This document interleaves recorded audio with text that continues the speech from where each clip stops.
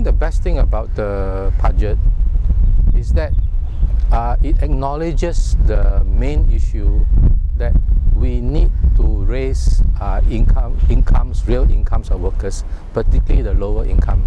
So it's good to accept that this is a problem we have. If you ask me what is the worst thing about a budget, I think this budget does very little to address the major issues or problems that Singaporeans have. The main problem here is really that lower income workers' incomes are declining, and so we need to solve that problem. And the main thrust of the solution is to increase productivity. But really, the equation of helping lower income workers is not just productivity alone. It has a lot to do with our labour policies. Let me give you an example. Recently, the newly opened IR,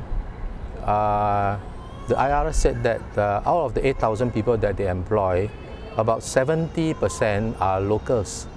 But they were not able to give the breakdown as to how many of the 70% are Singaporeans or PRs. Now, when I went to the newly opened IR and I visited a restaurant there, I spoke to one of the staff who was serving me, and I found out that out of the about a dozen staff in the restaurant, in the serving area, all of them were foreigners. If you look at what happened in the past, whenever worker levies were raised, what many companies did was to just pass on the costs to the foreign workers by cutting their pay or lowering their benefits. And this in turn correspondingly led to lower wages for Singaporeans at the lower end of the spectrum for jobs. So in this case, the increase in foreign worker levy may come up to maybe about eventually more than $1 billion. So in a few years' time, the total foreign workers levy may be, say, about $3 billion. Now, how does this help the lower income worker? It may not, because if, like in the past, when foreign worker levies go up and foreign worker pay go down, the Singaporeans' pay also go down. What I would suggest is perhaps if the foreign worker levy, this $3 billion or so eventually, can be used to pay lower income Singaporeans more, then it will solve the problem. So instead of making money from the problem, I think we need to use the extra money that we are making from the solution to solve the problem. The rhetoric to increase productivity is not new. In the past, lower income workers were told to go for upgrading skills, retraining, increase productivity. But the end result was that the income of lower income workers actually declined over the years. The main problem really is Workfare, because in Workfare, the bulk of the Workfare payment goes to CPF. So the ultimate solution, I think, for lower income is to change the bulk, if not the entire payment of Workfare, to cash. Because if you are struggling every month just to make ends meet, I don't see how a lower income worker can be motivated to try to be more productive. If you look at very low income workers like cleaners or road sweepers, where they're earning about $650 or $800, past experience has shown us that, no amount of upgrading of skill or retaining has been able to help them to increase their wages.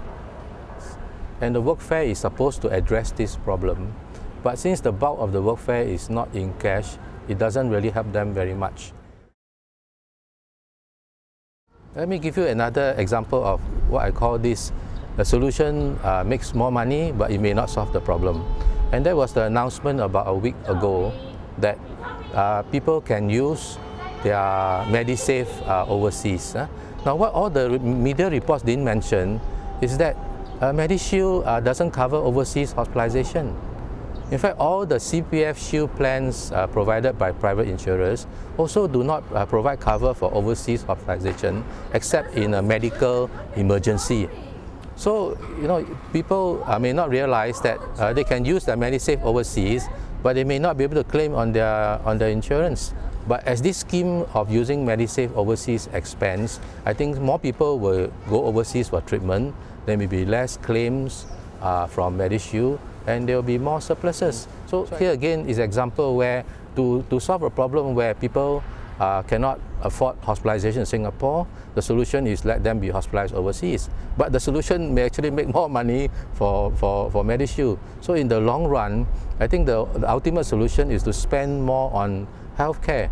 I understand our GBT spending on healthcare is about 4%, but about 2% or so is private spending. Public spending is only about 2%. So unless we spend more, it's not going to solve the problem. With regards to the measures to cool down the property market, what the press release said was that it will not affect ordinary Singaporeans because we will buy HDB flats. But actually, there may be quite a lot of Singaporeans who are affected because quite a lot of people don't qualify for a HDB loan anymore. As of September last year, we had a statistic that 30,770 HDB flats were in areas for more than 3 months. So let's say you have a problem paying for your HDB flat, so you want to sell it away to downgrade. Now you must be very cash strapped, your cash flow is very tight, and now that there's a sudden change from 90% to 80% of the loan, you may not have enough money to downgrade to a smaller flat. I think the problem with the transfer benefits is that most of these transfer benefits are not extra money that people can actually use. For example, the top up to the MediSave account, you can't use it. It's only when you go to hospital that you can use it. The top up to the post-secondary education account, you also can't use it, and you can use it when your children go to university or the polytechnic many years to come. And by that time, the fees may have increased so much that it may have wiped out all that you have in your post-secondary education account. Things like GST credits, they have to offset the GST increase, so it's not extra money that you can use. The USAVE rebate, I mean, if utilities go up and then they give you a rebate, does it really help you? SNCC rebates, if SNCC goes up and then they give you a rebate, does that help you? Property tax rebate, last year property tax was increased and then you get a rebate, does that really help you? So most of the so-called transfer benefits are not really cash that you can use, or it's not extra cash that you can use.